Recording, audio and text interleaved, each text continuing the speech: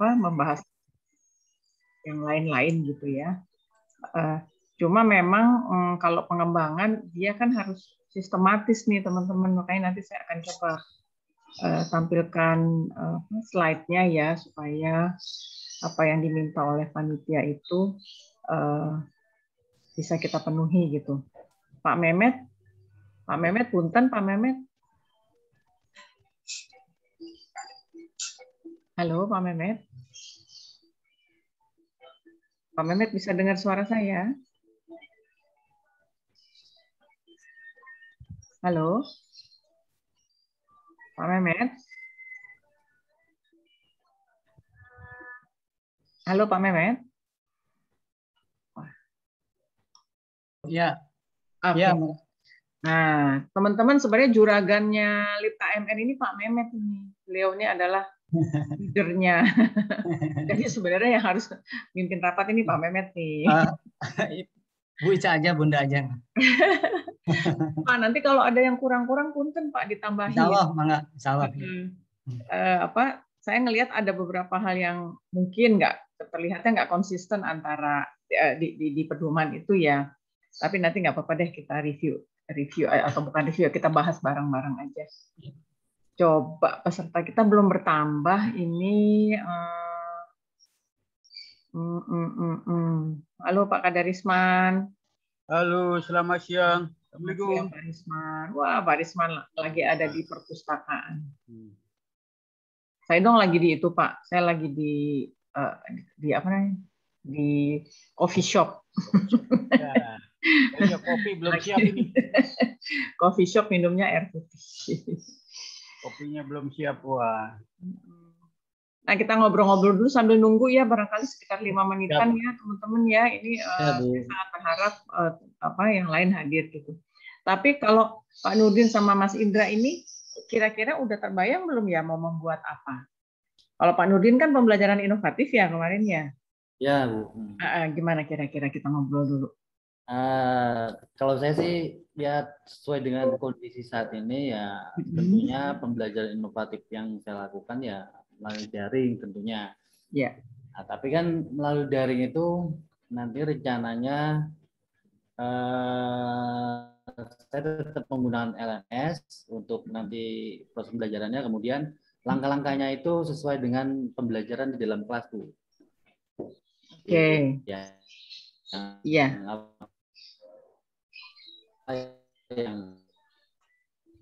Maaf Pak Nurdin, putus-putus suara Bapak. Tapi kegiatannya mungkin inovatif. Nah, metodenya atau modelnya tetap sesuai dengan yang sudah ada, Bu, produk yang sudah ada, Bu. Betul, kan Pak Nurdin udah punya LMS, ya kan? Ya. Nah, kemudian LMS itu dianggap sebagai suatu inovasi begitu ya. Tapi yang tambahannya itu apa Pak dari LMS itu? Apakah misalnya Bapak juga menggunakan asesmen daring, menggunakan belajar digital, begitu kira-kira gimana Pak? Ya dari LMS kan bisa saja nanti kita gunakan seperti sumber-sumber pembelajaran yang interaktif, Bu. Yang interaktif seperti kalau yang saya punya banyak tuh aktivitasnya banyak, activity banyak. Ada yang modelnya yang video interaktif itu ada. Gitu.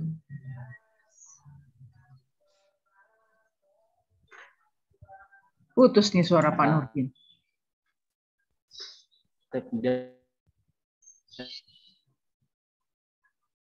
Putus Pak suaranya Pak. Dan presentasi langkah yang menarik itu seperti apa? Nah itu yang perlu bimbingan dari dosen pendamping seperti itu.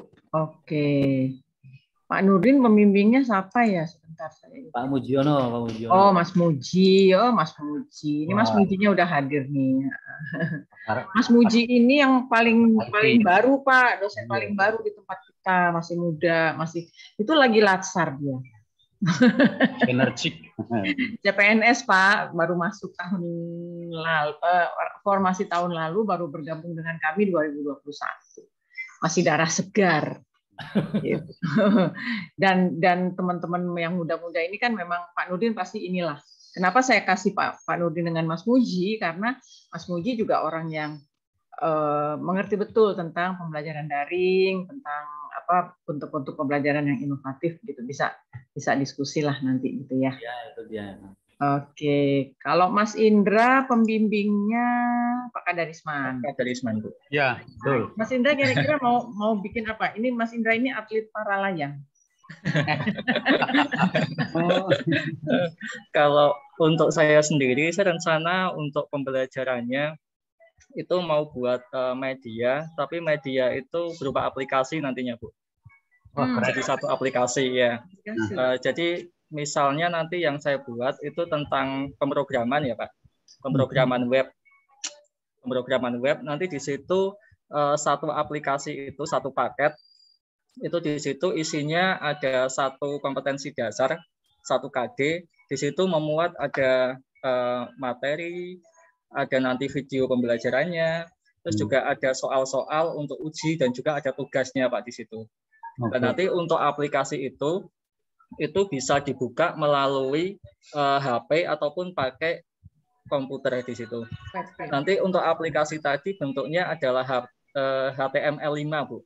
HTML5, jadi itu bisa dimasukkan ke web sekolah atau langsung dibuka melalui HP siswa. Oke, wah ini Mas Muji. Ini bagian ini boleh nanti kontak-kontak Mas Muji. Iya, keren itu. Bagus. Ya, Pak Karisman ya berkolaborasi sama Mas Muji. Insya Allah. Iya. Iya, Pak. Okay. Nanti mohon bimbingannya ya, Pak. Insya Allah. Oke, ini Mas Anton ini udah datang. Selamat siang Mas Anton. Nah, itu Pak Kasmuri. Ya, selamat siang Ibu, Bapak. Mohon maaf terlambat nih. Selamat siang. Kita masih ngobrol-ngobrol kok, Mas. Ya. Mas Anton di sekolah atau di rumah? Masih di sekolah, Ibu. Masih di sekolah ya. Oh, berarti ini semua masih pada ini kerja. Kita juga kerja, tapi kita di rumah kerjanya. Ya, di rumah sampai malam-malam sama aja. Lebih malah kerjanya daripada di kantor. 24 jam, Bu. Iya, kalau di kantor mah sebentar, di rumah yang lama. Oke, kita tunggu Pak Kasmuri. Mas Anton itu kan Jakarta ya? Tepatnya di Bekasi, Bu. Tapi UPBJJ-nya kan sama Jakarta, iya. Vera ya, sama Jakarta. Vera sama Mei Lutfiah. Mei Lutfiah kayaknya di Bekasi juga dia. Tapi dia nggak ikut sekarang nih. Oke, kita tunggu Pak Kasmuri masuk. Pak Kasmuri sudah bisa hadirkah? Halo, Pak Kasmuri. Selamat siang, Pak. Assalamualaikum. Bapak masih di mute, Pak, mikrofonnya. Oke. Ya, ini Pak. Nah, ini Pak Kasmuri udah nyampe rumah kayaknya. Atau masih di sekolah? Oh, ini nganu Bu, hari ini saya nganu Bu. WFH. Oh, WFH.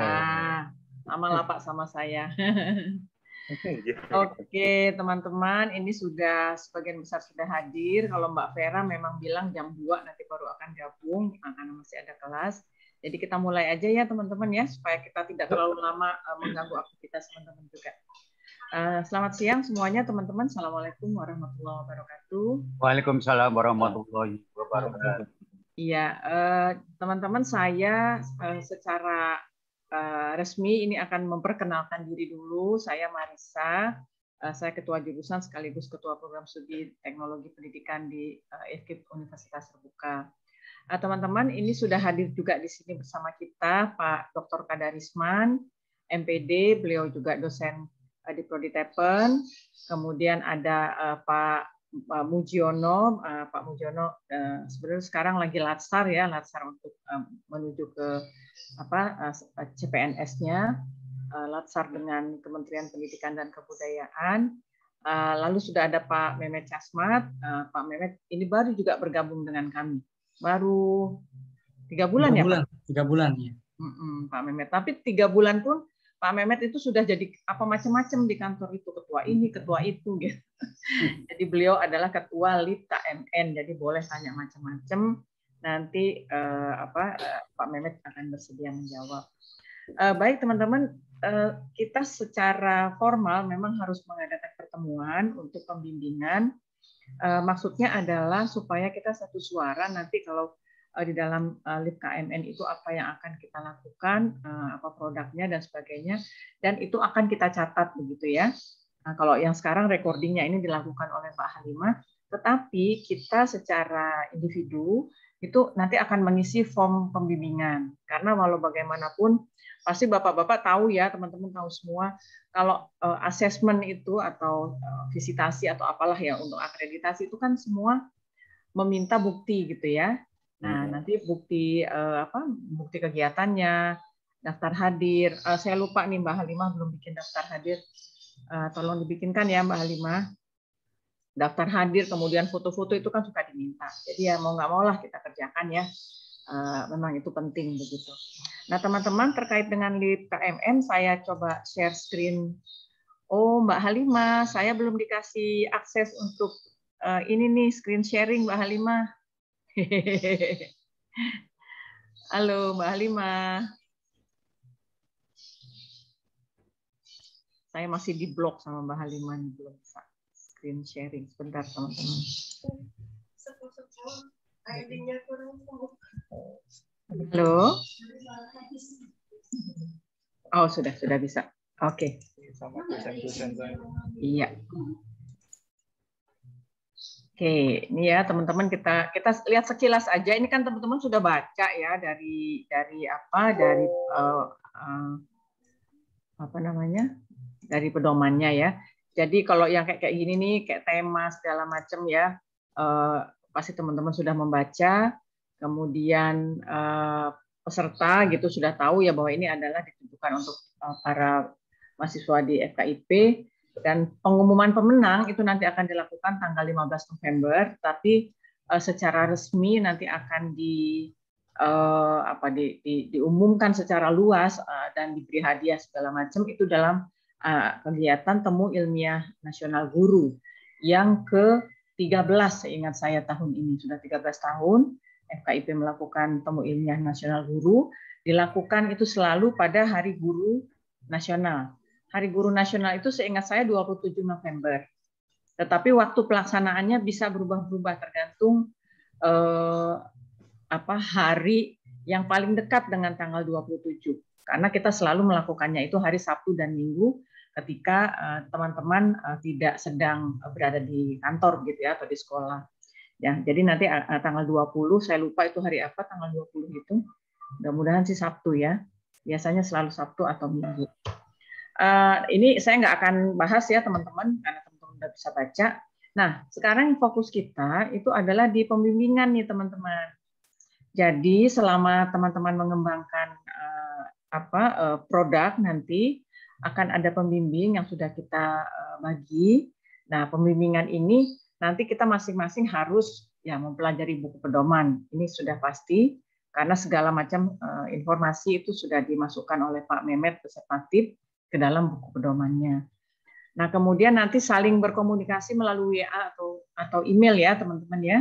Silahkan. Kalau saya sih lebih senang lewat email sebetulnya. Karena kalau WA itu kalau sudah ke atas dia akan susah dicari, kalau nggak dibintangin kita juga nyarinya lama. Atau nanti dia ada batas waktunya, chat-nya itu bisa menghilang begitu ya. Kalau kita nggak arsipkan ya kita agak repot juga nanti mengelolanya. Nah kalau email kan lebih mudah ya, bisa di search, lebih fleksibel begitu ya, untuk bisa kita berkomunikasi. Tapi terserah teman-teman deh, mau pilih yang mana yang nyaman nanti silakan dilakukan gitu ya. Nah bimbingan itu teman-teman itu dimulai dari rancangan yang sudah teman-teman buat, kemudian mengunggahnya bagaimana ya karyanya itu, dan pada saat nanti presentasi, ada presentasinya. Teman-teman mempresentasikan produk. Nah, terus juga mencatat dan mendokumentasikan proses pembimbingan. Teman-teman sudah terima form pembimbingan yang saya share barangkali dalam bentuk Word ya, kalau nggak salah ya Pak Risman ya? Iya, ada. Iya, oke. Jenis-jenis lomba saya nggak bahas lagi karena kita lomba kita kan ada 3 kategori besar ya, bukan yang ini. Ini bukan. Ini juga bukan yang seni tari dan gerak, bukan. Ini bukan. Nah, kita tuh ada di sini teman-teman di kelompok yang ketiga. Jadi karya nyata inovatif penerapan teknologi. Nah, artinya karya yang kita hasilkan itu adalah karya yang berbasis teknologi saat ini, macam-macam kan teknologinya ya. Pak Nurdin dan Mas Indra itu jagonya di situ gitu. Ini yang kita terapkan di dalam proses pembelajaran gitu. Nah, yang dari 6 teman-teman yang menjadi peserta, ini yang memilih pembelajaran inovatif itu hanya Pak Nurdin. Yang lain memilih media pembelajaran kreatif. Ya. Betul kan ya? Ya, betul. Kalau salah tolong saya dikoreksi. Tapi ini saya kemarin sudah bolak-balik melihat datanya yang di-share oleh timnya Pak Kadaris, Pak Mehmet. Seperti ini, jadi 5 itu media pembelajaran kreatif dan 1 yang pembelajaran inovatif. Tapi tadi dari cerita Mas Indra dan Pak Nurdin itu kayaknya 11-12 dah, beda tipis. Bedanya cuman memang Pak Mas Indra itu memang memfokuskan pada medianya, gitu ya. Tapi kalau Pak Nurdin lebih ke learning ekosistemnya, artinya mulai dari LMS-nya disiapkan, kemudian konten disiapkan, aplikasi-aplikasi yang ada di dalamnya juga dimanfaatkan, misalnya dengan video interaktif atau multimedia interaktif dan asesmen daring juga, begitu ya, sehingga memang yang pembelajaran inovatif dari Pak Nurdin ini memang lebih mengarah kepada learning ekosistemnya. Kalau Mas Indra tadi cerita ke medianya, nggak apa-apa, nanti masing-masing tolong sampaikan gitu ya idenya. Nah, ini yang media pembelajaran kreatif, semuanya itu ya, baik pembelajaran inovatif maupun media pembelajarannya sendiri, itu memang yang harus bisa memotivasi peserta. Kalau teman-teman selama pembelajaran daring ini merasakan ada masalah apa begitu ya, itu nanti harus diuraikan di dalam rancangan yang teman-teman buat. Ya, kenapa sih bikin learning management system atau kenapa bikin learning ecosystem? Kenapa sih bikin media? Nah, itu harus diungkapkan nanti ya. Nanti kita bicara tentang model pengembangannya. Oke, jadi ini media yang paling banyak dipilih oleh teman-teman. Intinya kalau media, teman-teman ya, media itu harus mampu membuat pembelajaran yang abstrak, yang verbal, itu menjadi lebih konkret. Konkret artinya siswanya jadi lebih mudah mengerti, begitu kan? Jadi lebih mudah mengikuti, begitu, lebih mudah memahami materi yang akan diajarkan. Kalau medianya itu isinya hanya teks, kemudian tidak ada unsur visual, nggak ada unsur suara, itu bukan media namanya ya. Artinya itu enggak tidak memuat unsur-unsur yang diusung oleh yang namanya media pembelajaran. Kalau media pembelajaran pasti atau pastinya harus membuat pembelajaran itu menarik, kemudian memotivasi, lalu dia juga sistematis gitu ya, konkret sifatnya. Nah, itu baru disebut media pembelajaran. Ini juga kita enggak ya, ini juga enggak. Ya, aplikasi. Nah, ini saya tadi mau nanya sama Mas Indra nih ya, nanti tolong disampaikan. Tadi Mas Indra bilang ada aplikasinya gitu ya. Nah, ini kayaknya kita harus agak lebih hati-hati masuk ke aplikasi atau masuk ke media pembelajaran. Nanti Pak Nurdin boleh kasih gambaran ya Pak Nurdin ya. Boleh diulangi Bu, ini soalnya barusan ada teman-teman yang sambil bicara jadi kurang dengar Bu. Oke. Iya, tadi Mas Indra kan menyebutkan membuat aplikasi pembelajaran gitu ya, ada videonya juga di dalamnya, kemudian ada tesnya juga ya. Lalu bisa digunakan baik dengan Android mobile phone atau dengan web juga bisa ya. Iya, bisa. Nah, nanti saya mohon ini dari pandangan dari Pak Nurdin dan Mas Puji yang memang core-nya di situ. Saya nggak terlalu paham atau tidak terlalu menguasai yang unsur teknologinya. Yang dibuat oleh Mas Indra ini lebih masuk ke aplikasi atau lebih ke media pembelajaran. Nanti kita bisa bahas bareng-bareng gitu ya. Ini penting nih, karena biar nggak salah penjurian gitu kan. Gitu, nggak salah masuk kamar gitu kita. Oke, ini data peserta lombanya. Pak Kasmuri itu pembimbingnya Bu Dewi, Pak Sutar dengan Pak Mehmet, Mas Indra dengan Pak Risman, Mbak Vera dengan saya, Mas Anton dengan Pak Suryo, dan Pak Nudi dengan Mas Fujiono. Oke, ini yang saya tidak memasukkan jadwal yang lain ya teman-teman, karena kita sudah melewati tahap-tahap sebelumnya. Yang saya ingin tanya, apakah teman-teman sudah upload dokumen untuk ke webnya FKIP? Belum.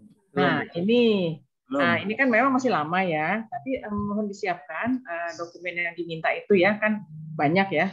Ya, mulai tanggal 7 September sampai 6 Oktober, lebih kurang 1 bulan, karyanya itu ya diunggah di sana.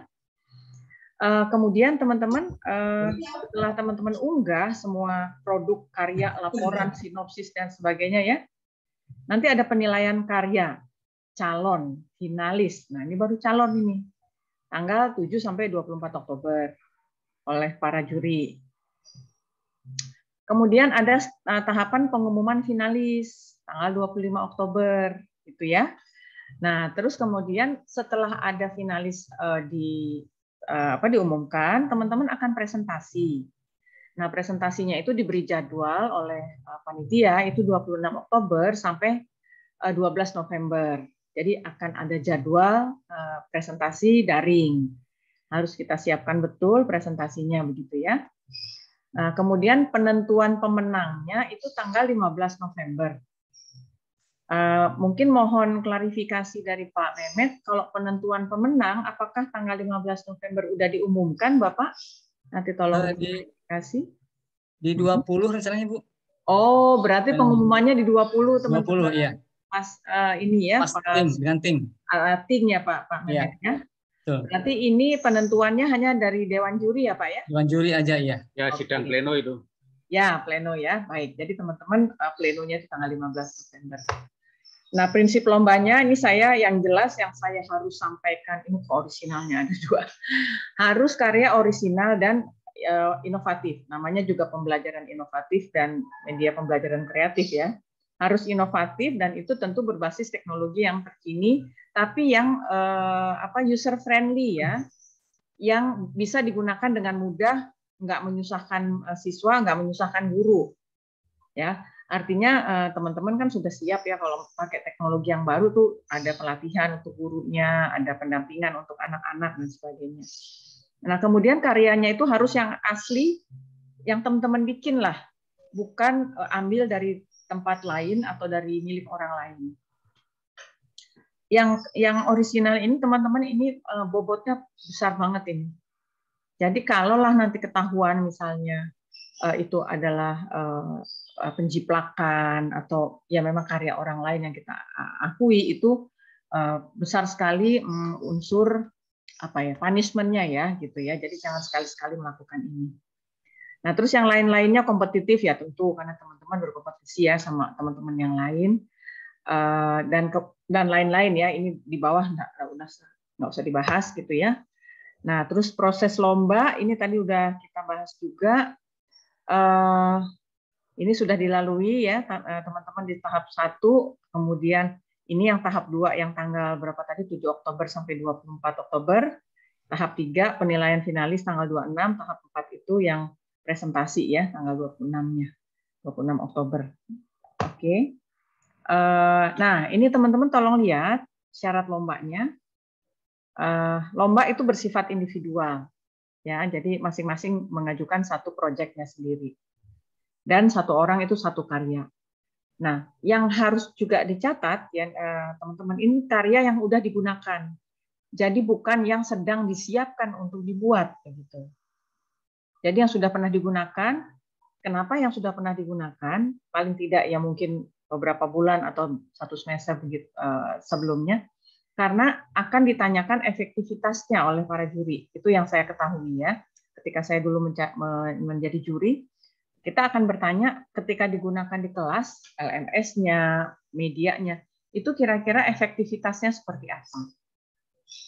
Jadi misalnya respon siswa, respon guru, terus kemudian ada hasil belajar barangkali yang bisa disampaikan sebagai bukti dari efektivitas media atau pembelajaran inovatif yang kita sudah pakai. Gitu ya teman-teman. Kemudian ini juga belum pernah diajukan di lomba-lomba yang lain. Nah, ini dia nih. Kalau udah pernah diajukan, kayaknya kita nggak bisa ngajuin lagi ya. Nanti kena punishment juga ini kalau sudah pernah diajukan di tempat lain gitu ya.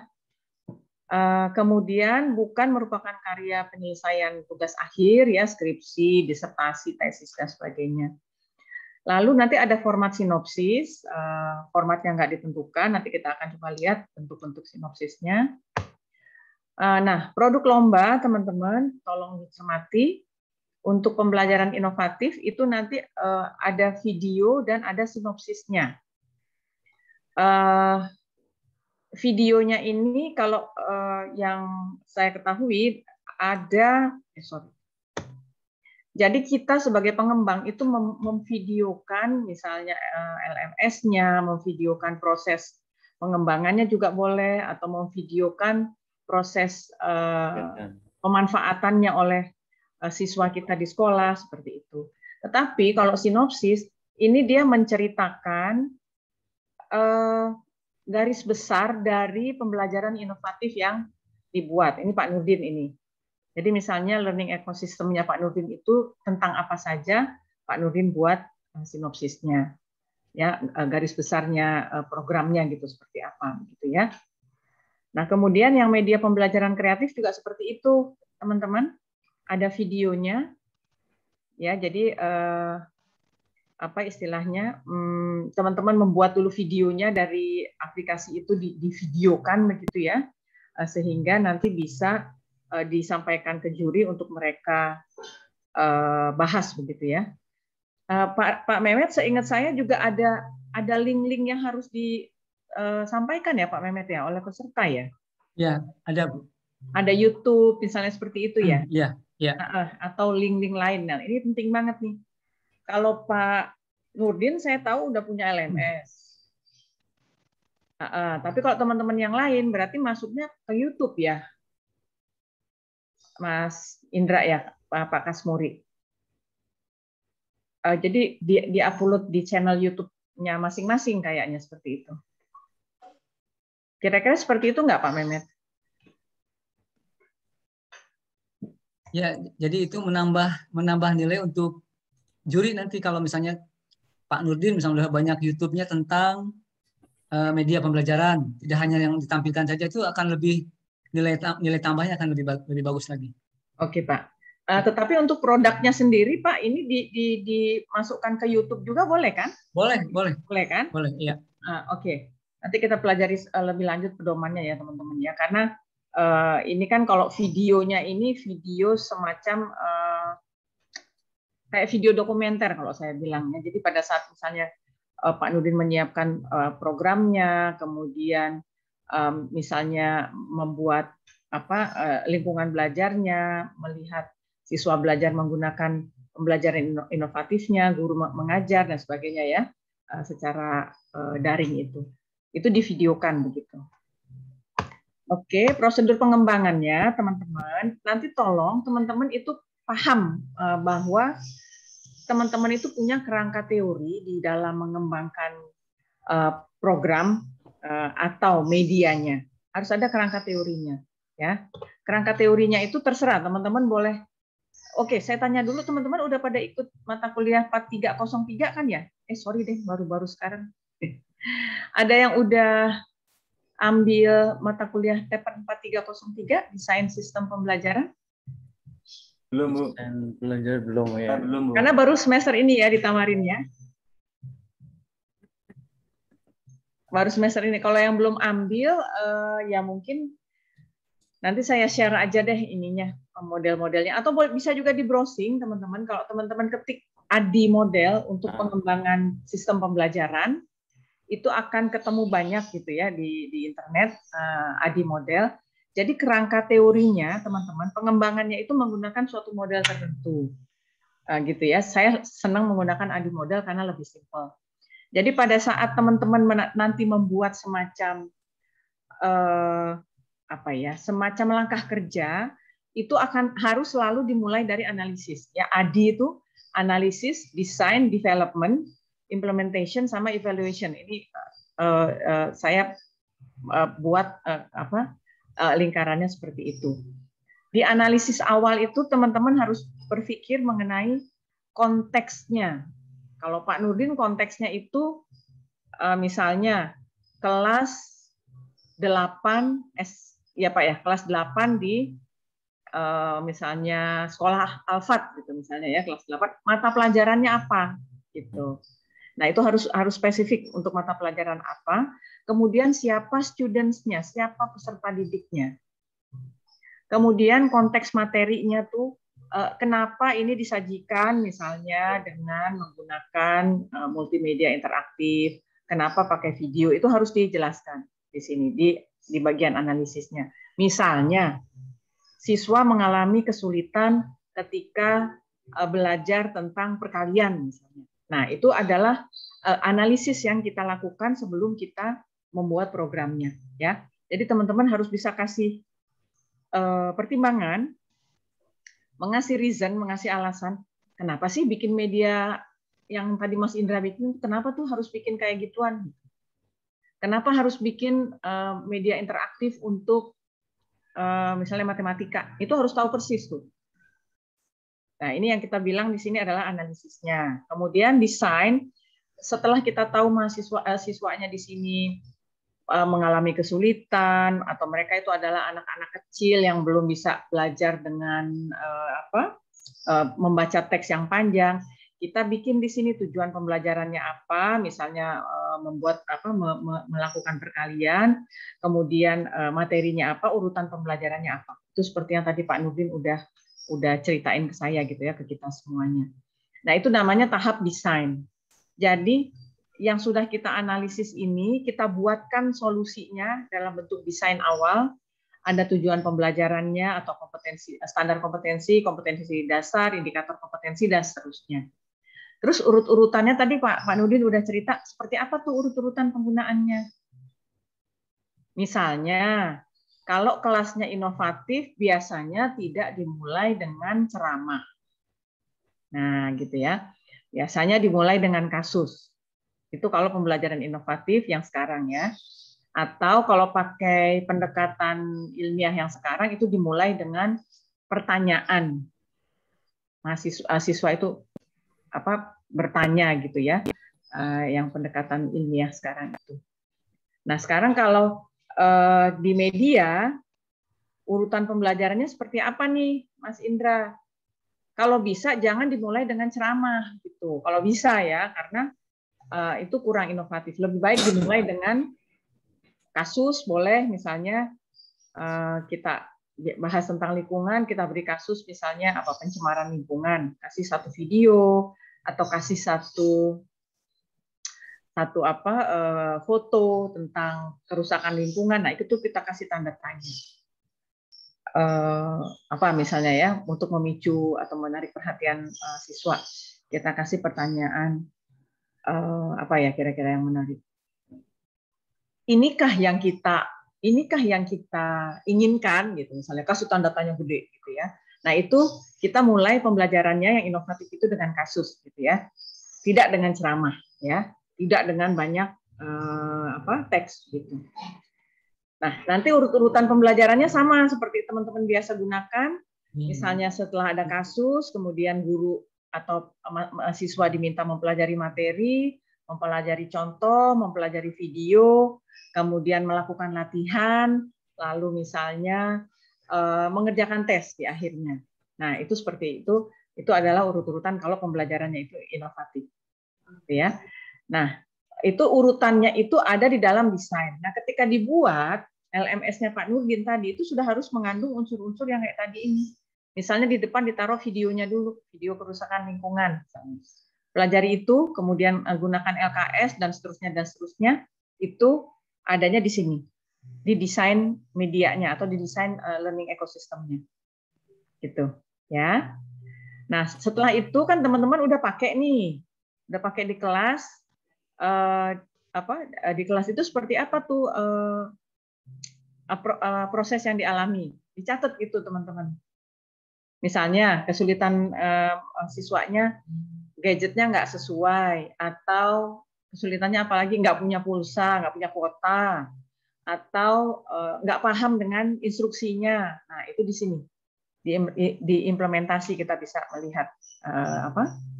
melihat apa aja yang terjadi ketika kita menggunakan media itu. Ini ntar ditanya nih sama Dewan Juri.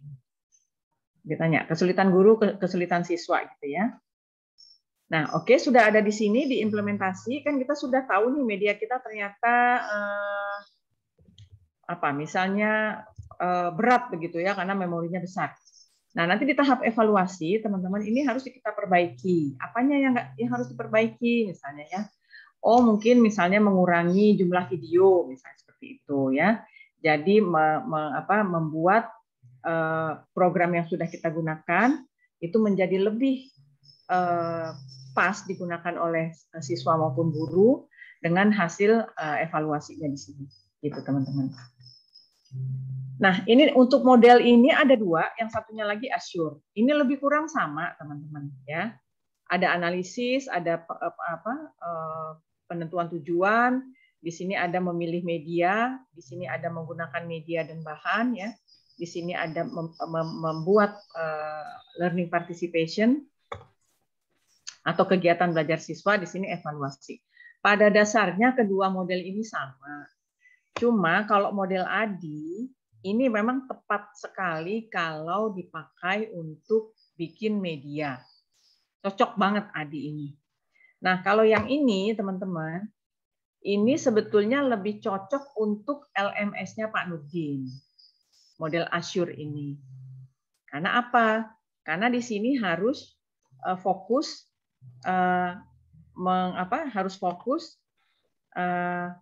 memilih medianya, menggunakan media, dan membuat partisipasi atau kegiatan belajar siswa. Lebih kelihatan di sini proses belajar siswanya. Kalau yang di ADI, tidak terlalu terlihat. Pokoknya dia implementasi aja di kelas. Ya, tapi intinya ya sama. Intinya ini adalah bagaimana teman-teman membuat si media itu menjadi bagian yang terintegrasi di dalam proses pembelajaran. Bukan tempelan gitu ya. Oke, nanti pelajari lebih lanjut bisa di browsing di internet ya kalau belum ambil mata kuliah ini. Terus kemudian ini contoh sinopsis teman-teman. Teman-teman bilang tadi teman-teman sudah membuat videonya, terus kemudian ini contoh sinopsisnya.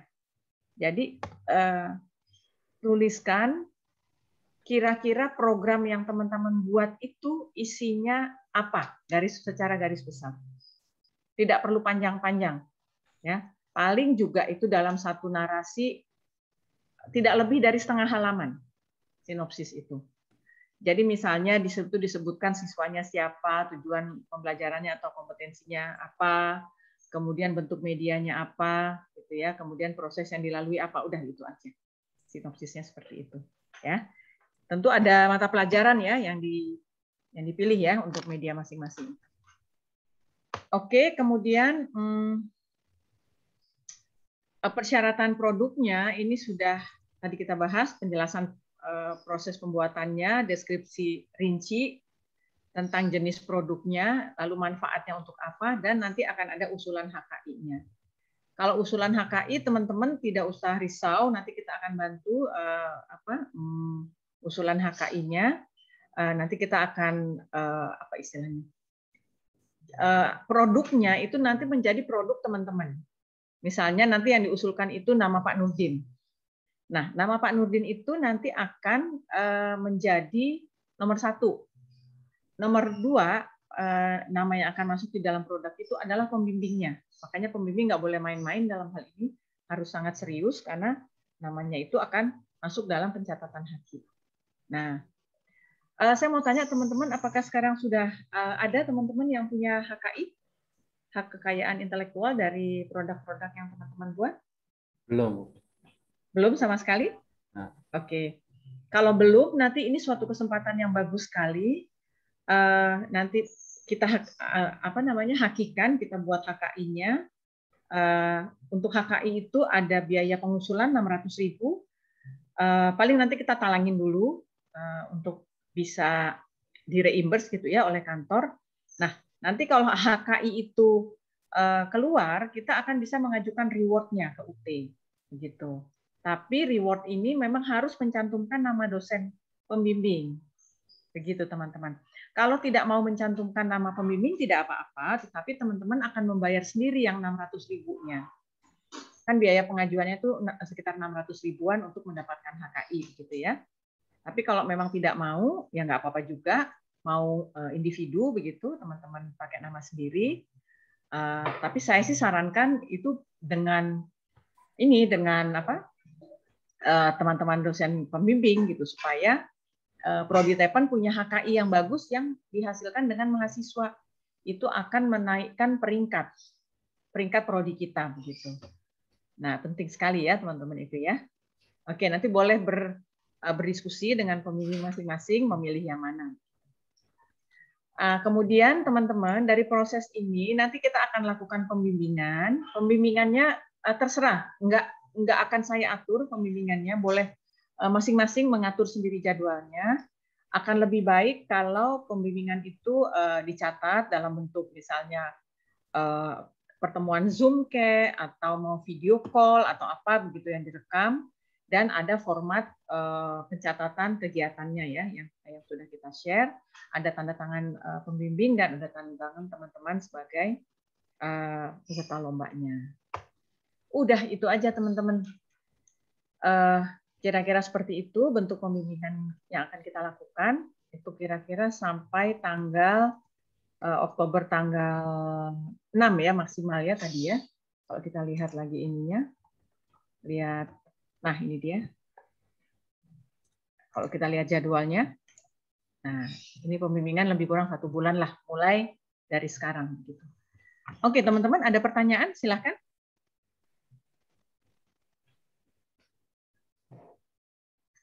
Ada yang mungkin teman-teman belum pahami dari proses lomba ini, silakan. Bu Ica. Ya. Silakan Bu Dewi. Ya, teman-teman semua nih tadi saya tertarik dengan penjelasannya Bu Ica ya. Ternyata yang diminta itu adalah produk yang sudah dilaksanakan ya. Produk yang sudah ada, sudah diimplementasikan. Iya. Dan itu harus orisinal kan. Nah lalu kalau memang itu sudah ada dan sebagainya, lalu kita bimbingannya di mana? Kan dia sudah jadi. Gitu. Ya, kan kita harus membuat rincian kegiatannya Bu Dewi. Oke. Artinya produk yang dibuat ini kan harus ada kerangka teorinya begitu ya. Tapi kerangka teorinya sih nggak terus dibahas gitu, enggak. Cuman kayak gini aja. Betul. Misalnya gini nih ya, mana tadi ya si itu tuh. Iya, saya ngerti Bu Ica gitu. Nah, ini nih maksudnya teman-teman juga paham langkah-langkah sistematis apa gitu ya berdasarkan teori yang kita gunakan. Kita kan orang Tepen nih. Orang Tepen tuh nggak bisa lepas dari teori pengembangan media atau sistem pembelajaran. Nggak bisa. Harus selalu ada. Landasan berpikirnya apa begitu.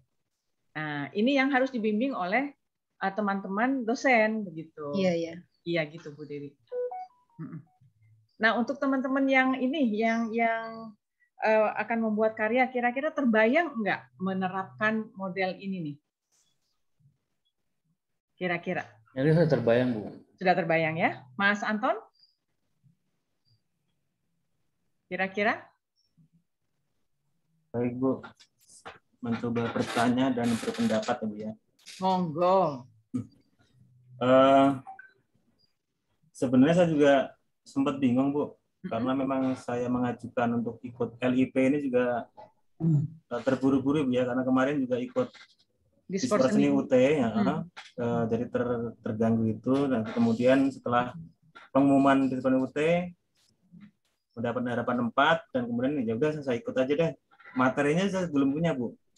Cuma ada setelah membaca proposalnya yang dari LIP itu, situ ada ketentuan yang seperti Ibu Ica tadi sampaikan bahwa alat ini, media ini sudah dipergunakan ya Bu ya. Nah kebetulan kami banyak tentang hal itu, yang media-media yang sederhana tapi dapat memicu peserta didik untuk ikut pembelajaran itu lebih menarik itu banyak. Dan yang saya ambil itu adalah bagaimana caranya kita mendeteksi atau mengidentifikasi larutan asam basa dengan teknik menggunakan seperti sulap, Bu.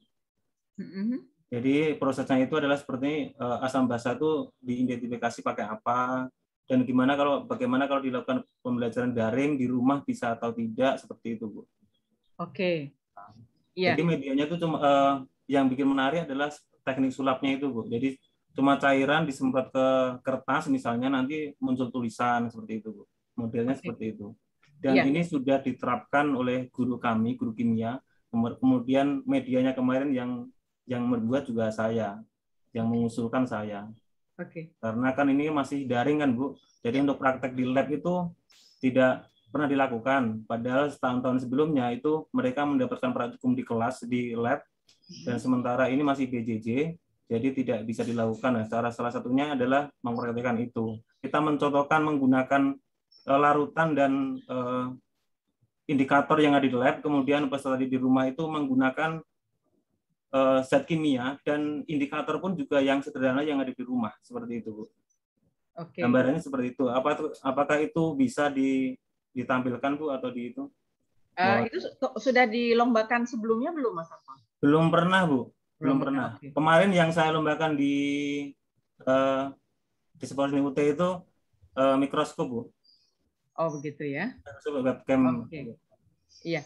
Kalau belum pernah dilombakan boleh, tetapi tadi seperti yang sudah Mas Anton ceritakan, latar belakang dari karya ini. Kenapa harus dibuat karya tadi misalnya lab yang sederhana begitu ya, tapi menarik ya dengan teknik sulap itu. Itu mengapanya itu yang harus disampaikan. Jadi misalnya disebutkan di dalam bagian analisisnya itu kesulitan peserta didik melakukan praktek misalnya di masa pandemi karena tidak bisa masuk ke lab misalnya seperti itu. Kemudian apalagi supaya mencapai tujuan pembelajaran atau kompetensi maka diperlukan media yang mendukung misalnya seperti itu. Terus siswanya kelas berapa? Karakteristik siswanya seperti apa? Itu harus disebutkan juga di dalam bagian analisis. Artinya media ini ketika Mas Anton buat itu cocok enggak untuk siswanya. Makanya harus tahu betul siapa siswanya, kemudian kompetensi pembelajarannya apa, lalu si produk ini kira-kira menjawab masalah itu enggak. Gitu. Kira-kira seperti itu. Nah, tadi kan ada statement dari Mas Anton, media ini digunakan dalam pembelajaran daring. Nah, itu disebutkan diletakkan di mana dia dalam pembelajaran daringnya itu. Sinkronuskah atau asinkronus atau apa begitu. Jadi dia berada di dalam satu konteks, misalnya mata pelajaran kimia, topiknya apa begitu ya, digunakan untuk apa ya, kompetensinya apa, itu harus kita bisa jelaskan nanti pada saat presentasi. Bisa dipahami teman-teman?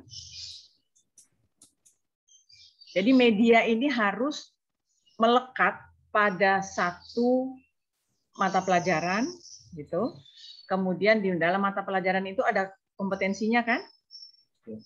Nah, jadi media ini digunakan untuk mempermudah siswa mencapai kompetensi tentang misalnya uji zat apa begitu. Nah, itu harus kita sebutkan seperti itu.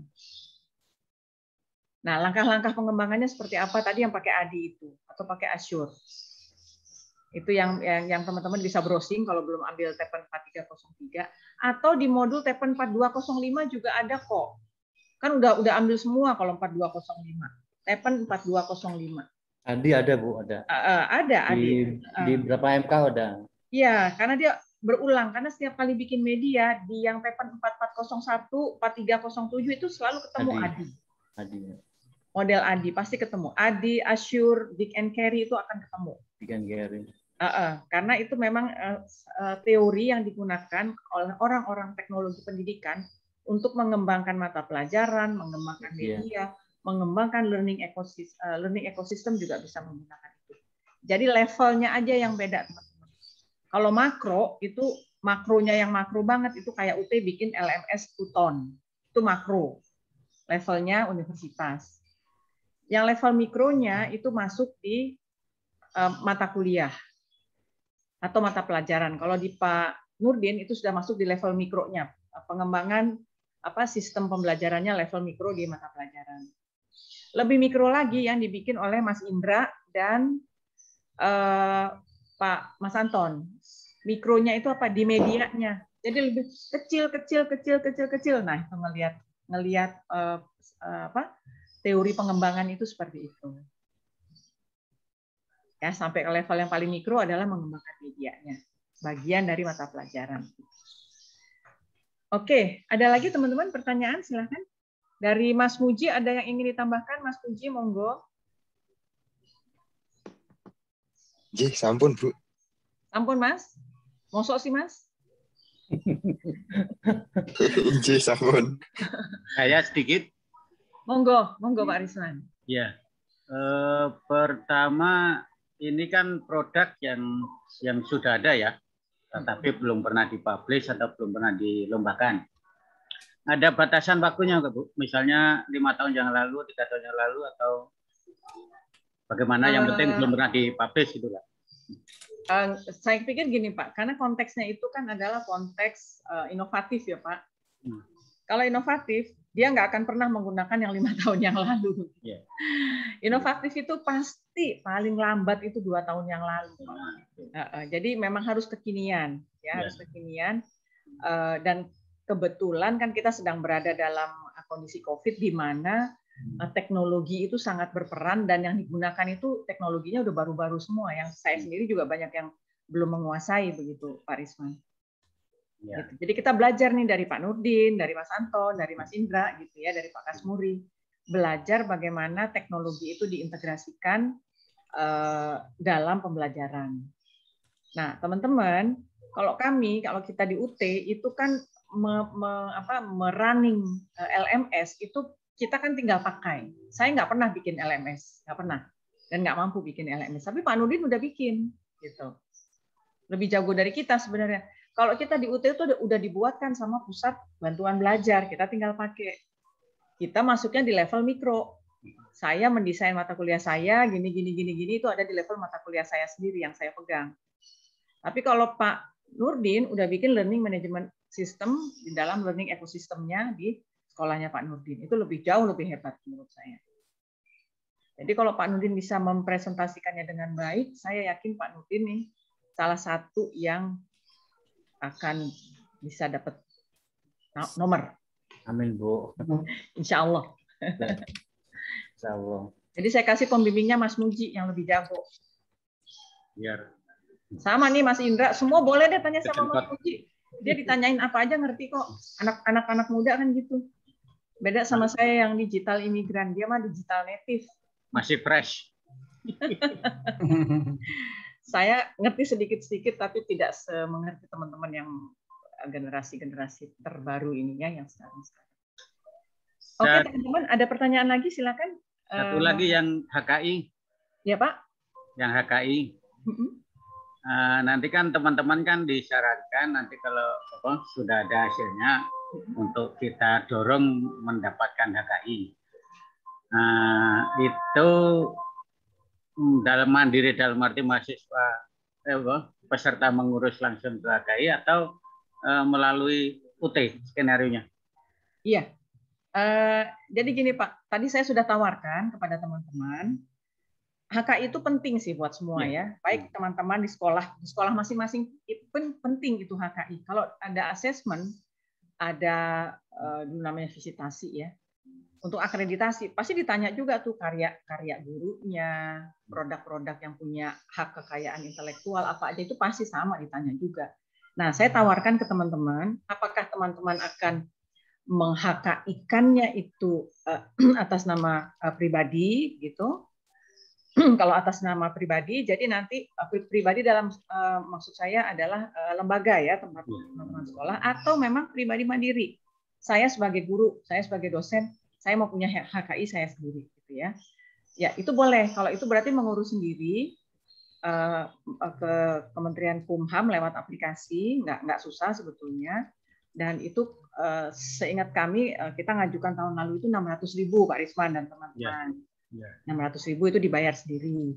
Tapi kalau memang kami sih berharapnya teman-teman mau di HKI-kan oleh UT gitu. Tapi atas dengan nama dua. Nama pertama adalah teman-teman sebagai pengembang.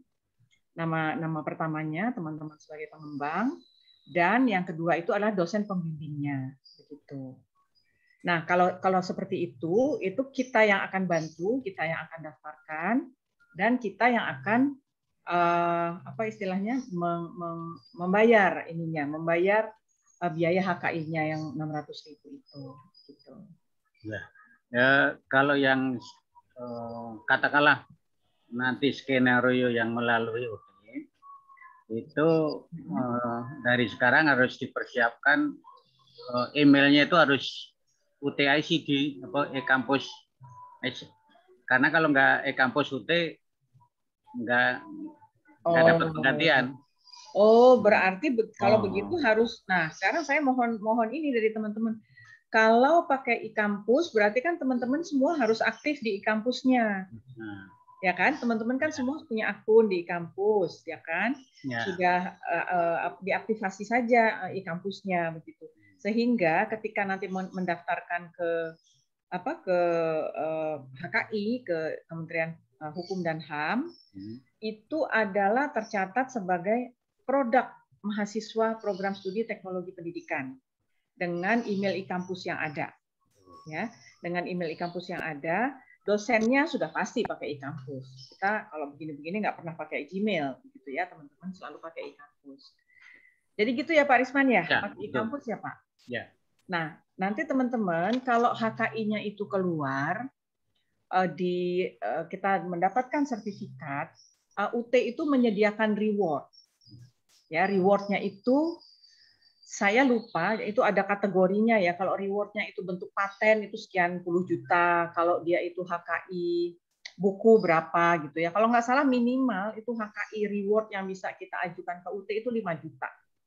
5 juta itu untuk pengembang, kemudian untuk pendampingnya begitu. Jadi ada reward, tapi reward itu HKI ini harus kita ajukan itu maksimal di bulan November, saya lupa tanggal berapa ya. Yang jelas setelah jadi produknya, kemudian itu mau di HKI-kan, itu harus segera menghubungi kami supaya tidak lewat dari tenggat waktu bulan November tanggal sekian yang sudah ditetapkan oleh Universitas Terbuka. Kita nggak bisa ngajuin HKI di awal tahun, teman-teman. Selalu di akhir tahun. Itu Bu Dewi Andriani bisa menjelaskan tuh. Kenapa harus selalu di akhir tahun gitu ya. Jadi gitu teman-teman, akan ada reward yang kita bisa ajukan ke UT. Nah itu butuh waktu, mungkin sekitar berapa bulan ya Bu Dewi ya? Proses di UT-nya ya, kalau proses di kementeriannya mah cuma 1 minggu udah beres. 1 minggu udah bisa keluar sertifikatnya lah, maksimal 2 minggu. Tapi 2 minggu dengan sertifikat itu kita ajukan ke UT itu yang agak makan waktu. Bu Dewi mungkin bisa menjelaskan, Bu Dewi? Halo, Bu Dewi? Ya, Bu Ica. Gimana, Bu? Pada prinsipnya, ketika kita sudah mendaftar ya HKI-nya, itu kan kita nanti tunggu berapa lama tuh dapat sertifikatnya. Nah, sertifikat itulah yang kita usulkan. Nah, dari kita usulkan nanti secara otomatis tuh ada masanya kita akan dapat pergantian reward-nya ya dari situ. Berapa lamanya? Itu tergantung pengurusannya ya. Pada prinsipnya kalau kebetulan memang seperti itu sih UT itu, bahwa pembayarannya itu akhir tahun gitu. Jadi mau ngirimnya awal bulan atau mau ngirimnya detik-detik Desember, ya itulah dibayarnya akhir tahun itu. Biasanya bersamaan dengan biasa Bu Ica yang biasa Desemberan. Ya, seperti itu gitu. Tutup tahun anggaran ya. Iya. Jadi memang teman-teman nanti seandainya teman-teman itu, cuman yang jadi pertanyaan saya ke Pak Mehmet, kalau produknya itu menang, alhamdulillah gitu ya. Nah, tapi kalau nggak menang Pak Mehmet, bisa nggak kita HKI-kan Pak Mehmet? Bisa Ibu Ica. Oh bisa kayaknya, ya? Bu. Bisa. Produk apapun di hasil karya kita itu bisa dihakikan. Oke, kalau begitu. Dihakikan. Kalau memang dia ada unsur-unsur patennya juga bisa dipatenkan. Iya, makanya mungkin seperti Pak Nurdin yang bikin learning ecosystem-nya, yang bikin LMS besarnya itu bisa juga dipatenkan gitu ya. Saya nggak tahu sejauh mana itu yang dianggap paten dan sebagainya. Saya kurang tahu. Mungkin Bu Dewi bisa menjelaskan. Iya, seperti Pak Anton. Pak Anton kan katanya banyak tuh produk-produknya ya Pak ya. Nah itu bisa itu. Nah, jadi diseleksi, dipilih yang memang tentu aja yang kita patenkan maunya yang bagus ya gitu. Dan itu kan karya kita kan itu kan digunakan sampai kapanpun loh Pak. Nama kita tercatat di situ gitu. Sertifikatnya kita juga punya, bisa kita pajang buat pribadi atau buat sekolah ya, gitu sebagai bukti bahwa ya kita sebagai guru-guru yang kreatif lah seperti itu. Jadi bisa itu didaftarkan secara bertahap. Ya, tapi itu ada pembayarannya ya. Iya, artinya sangat dimungkinkan teman-teman mengajukan HKI-nya gitu ya. Makanya kita harus bikin yang bagus supaya secara teori itu kita menunjukkan diri bahwa kita itu adalah orang Tepen gitu ya, yang selalu mengusung prinsip-prinsip pengembangan media atau pengembangan sistem pembelajaran itu yang benar gitu, yang istilahnya memang kita gunakan di dalam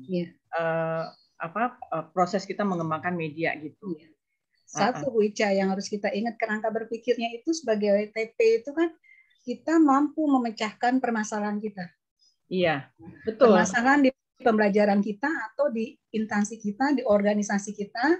Lalu dari masalah itu di situ loh energinya orang TP itu di situ kelihatannya. Jadi bukan semata-mata hasilnya produknya, bukan. Betul. Tetapi produk itu memang muncul hadir untuk memecahkan masalah.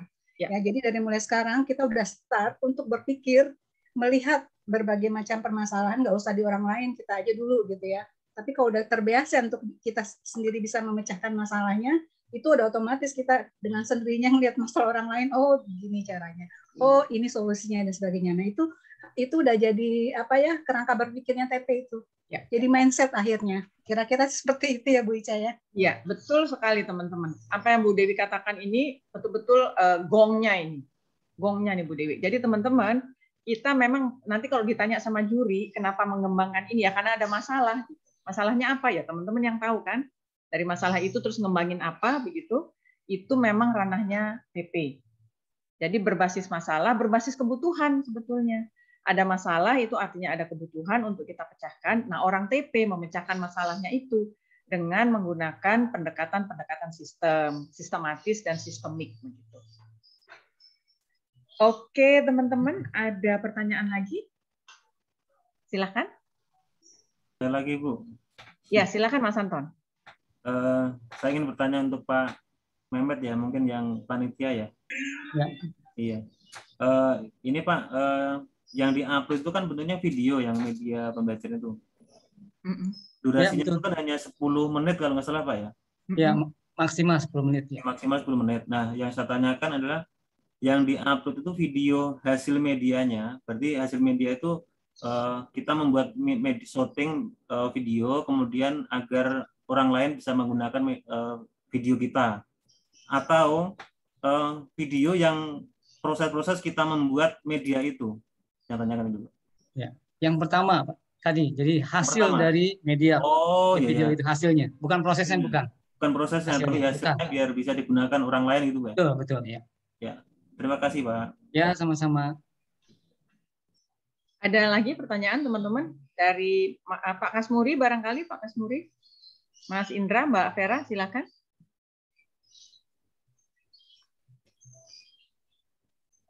Ada Mbak Vera ya, udah ada.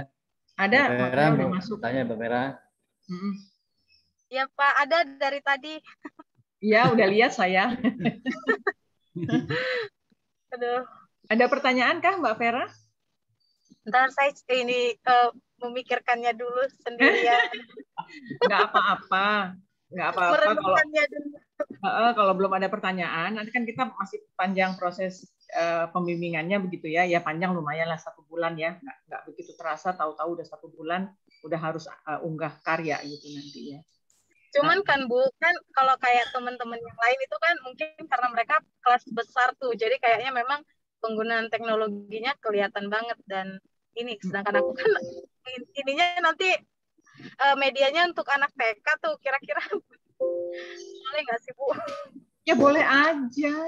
TP itu kan mulai dari PAUD sampai strata 3. Bisa yang namanya mengembangkan program, mendesain media, itu kan sampai ke pendidikan non formal, informal bisa. Mau dipakai untuk menyekolahkan anak jalanan boleh. Bikin desainnya, medianya untuk apa boleh. Bikin pembelajarannya seperti apa, lingkungan belajarnya seperti apa boleh Mbak Vera. Boleh, untuk PAUD nggak apa-apa, tapi itu tadi masalahnya apa, seperti Bu Dewi sampaikan. Kita membuat sesuatu itu ada alasannya. Alasannya itu ya kebutuhan. Kebutuhan itu muncul karena kita punya masalah. Dari masalah itu kan ya, kemudian kita desain itu untuk memecahkan masalah itu. Nah, gunakan si model-model ADI itu tadi, atau Azure, atau model mana yang sekiranya teman-teman lebih familiar atau lebih mudah mengikuti begitu. Logiknya itu yang harus kelihatan. Jadi kalau juri tanya nanti, kenapa bikin media ini Pak? Bapak tuh coba jelaskan kepada kami. Nah itu runtutannya harus kita bisa bisa menjelaskan. Kalau misalnya tadi Mas Anton deh, itu kan mau bikin percobaan. Cobaannya itu supaya siswanya bisa melakukan uji amilum misalnya gitu ya. Misalnya. Nah, setelah menggunakan aplikasi atau media pembelajaran itu kompetensinya tercapai apa enggak? Itu ukuran efektivitasnya.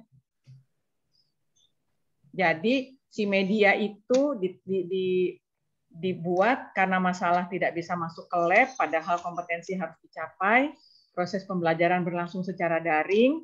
Daring itu menggunakan media, medianya itu dikembangkan dengan urut-urutan yang benar kayak tadi tuh, terus diujikan di kelas, kemudian hasilnya seperti apa, mencapai tujuan kompetensi pembelajaran atau enggak, kira-kira seperti itu. Jadi logik berpikirnya di TP itu seperti itu teman-teman. Sekali lagi mau tanya, barangkali ini Bu Ica atau Pak Mehmet ya Pak? Ya Mbak. Tadi itu kan dijelaskan, jadi peserta itu mengumpulkan produknya, ya. Produknya itu satu berupa video, ya, video kreatif, video pembelajaran terserah apapun juga. Yang kedua kan dengan sinopsisnya hanya itu ya, 2. Ya, 2. Ya. Terus kan tapi diminta juga bagaimana proses pengembangannya yang menggunakan model yang mana nanti dipilih, apakah model ID itu dan model Azure atau gimana. Itu kan diceritakan dari awal ya, logika berpikirnya itu dari problem dan sebagainya. Itu apa masuknya? Itu ada di mana itu? Iya, itu yang saya mau tanyakan di Pak Mehmet sebetulnya, ingin saya tanyakan. Karena itu dia. Kalau melihat di produk yang diupload itu kan hanya video dan sinopsis. Tetapi ada yang di dalam pedoman, itu coba saya lihat dulu pedomannya, itu dia minta minta semacam laporan gitu. Laporan Bu. Iya, makanya jadi saya ini yang saya mau tanya ke Pak Mehmet, sebentar ya, saya cari dulu ya. Laporan itu nggak diminta, Pak.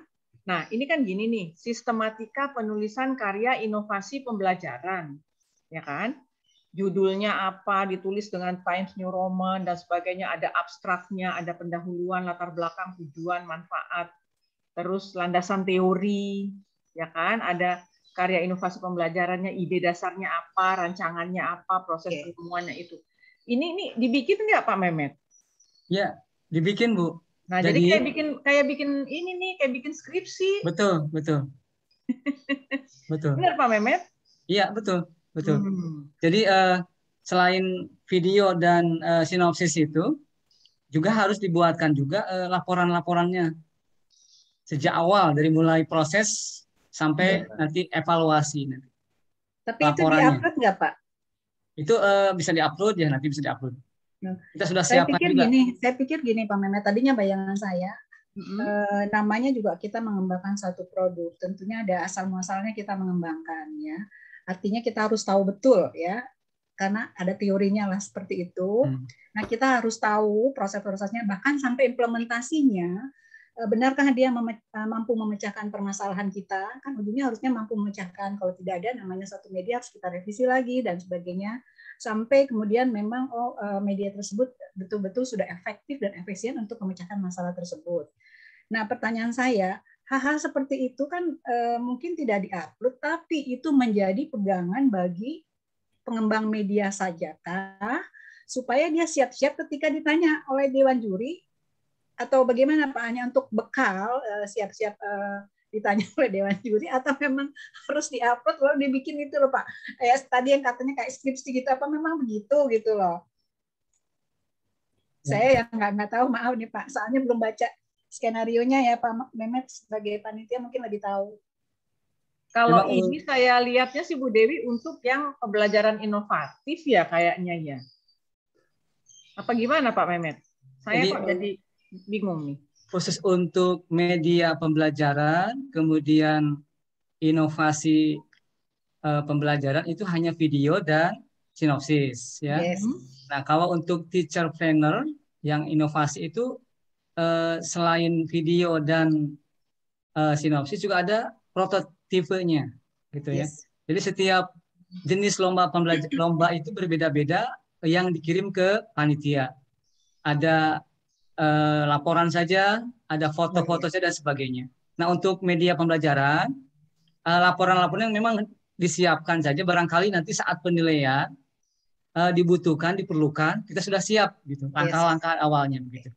Tapi yang paling utama adalah video dan sinopsisnya saja. Ya, begitu Bu.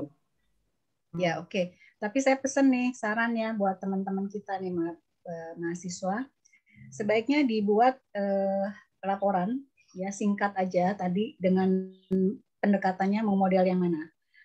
Sekalian latihan ya, latihan kita menggunakan model. Mungkin pada saat kita bikin video itu kita memang betul berangkat dari masalah, tapi kita nggak mikir tahapan-tahapan itu gitu ya, sesuai dengan modelnya. Tapi kalau saat ini kita coba jadi balik ke belakang ya, apa ya video itu yang sudah jadi itu kita ingat lagi, lalu kita mau pakai kira-kira pengembangannya mau pakai yang model yang mana yang kita pilih, dan kita buatkan aja gitu. Jadi ada produknya itu udah karya sendiri gitu.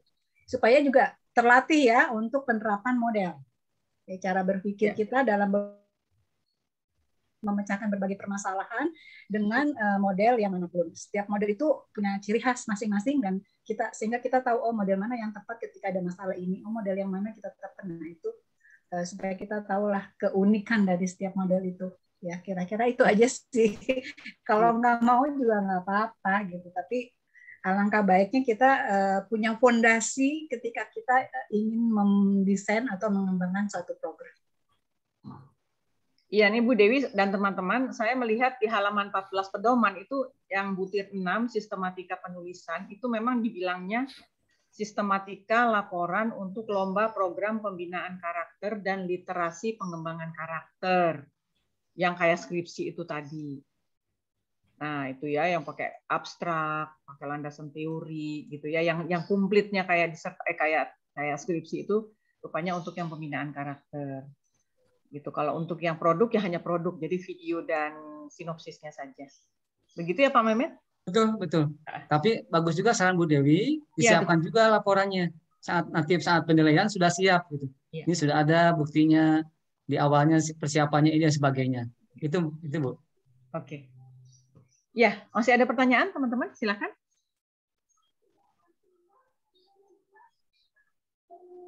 Tidak ada?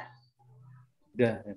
Oke, kalau tidak ada berarti nanti teman-teman langsung saya minta teman-teman pembimbing juga aktif bertanya begitu ya, memprogres, dan setiap kali konsultasi itu ditulis misalnya tanggal sekian konsultasi apa gitu, menghasilkan produknya apa begitu ya. Jadi ada bukti bahwa kita memang melakukan pembimbingan. Oke, teman-teman, kalau tidak ada pertanyaan lagi, saya tutup pertemuan ini.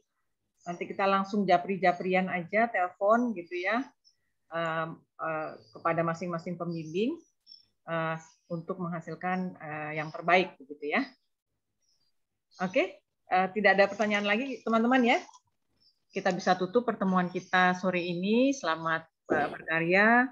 Semoga kita semua dimudahkan dalam menghasilkan produk-produk untuk pembelajaran dan diberi kesehatan oleh Tuhan Yang Maha Esa, Allah Subhanahu wa Ta'ala. Terima kasih atas kehadiran teman-teman semuanya. Kita foto sebentar ya teman-teman ya untuk dokumentasi.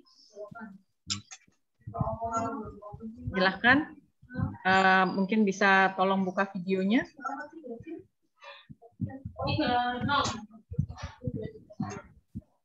Biasanya Mbak Halimah nih yang suka motret-motret.